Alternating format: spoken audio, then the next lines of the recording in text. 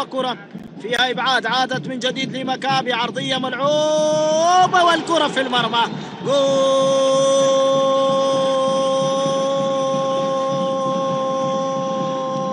هدف هلالي أول عبر النيجيري عبد الجليل أجاجون، يضع الكرة في المرمى. أجاجون بمتابعة يسجل يدون ويضع الكرة في المرمى ويفك الشفرات الدفاعية لأهل الخرطوم. كرة ياسر مزمل رائعة والمتابعة أروع عن طريق عبدول أجاجون. ينجح النيجيري في رسم الابتسامة على محيا هذه الجماهير الهلالية والتشجيع الكبير. هدف هلالي أول عبر النيجيري عبدول أجاجون، يسجل أجاجون في شوط المباراة الثاني. شوف الكرة وشوف العرضية اللي كانت من مكابي ليلوبو والمحاولة من ياسر والمتابعة من عبدول والكرة في الجول. كرة ملعوبة داخل منطقة الجزاء، محاولة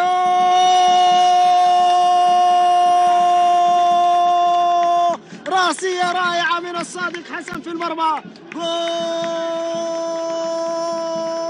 هدف التعادل لأهل الخرطوم بكرة راسية رائعة في المرمى، في مرمى إسحاق آدم. نجح المدافع الصادق حسن في تسجيل وتدوين التعادل براسية في المرمى. جول أهلاوي، عرضية رائعة من علي أوريون وراسية أروع. وين يا إسحاق في المرمى؟ جول! هدف التعادل للأهلاوية لأهل الخرطوم عبر المتقدم الصادق حسن، ينجح في التسجيل، يسجل هدف التعادل لمصلحة أهل الخرطوم بكرة صعبة صعبة صعبة صعبة. جول! هدف التعادل لمصلحة الأهلي عبر المدافع المتقدم. كرة ملعوبة من علي أوريان خلف دفاع الهلال، فرصة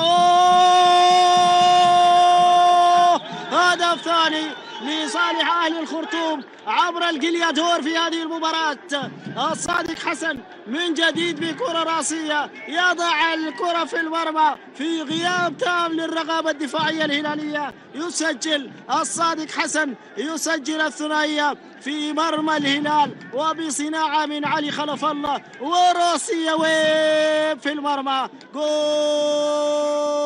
هدف ثاني عبر المدافع الهداف الصادق حسن، ينجح في التسجيل، يسجل للمرة الثانية في هذه المباراة. وهب في المرمى راسية في زاوية مستحيلة على إسحاق آدم، والثاني الأهداف من جانب المدافع الصادق حسن. يسجل يدون ينجح ويحلق عاليا. ينجح الأهلي الخرطوم في تسجيل هدف ثاني عبر المدافع الهداف الصادق حسن.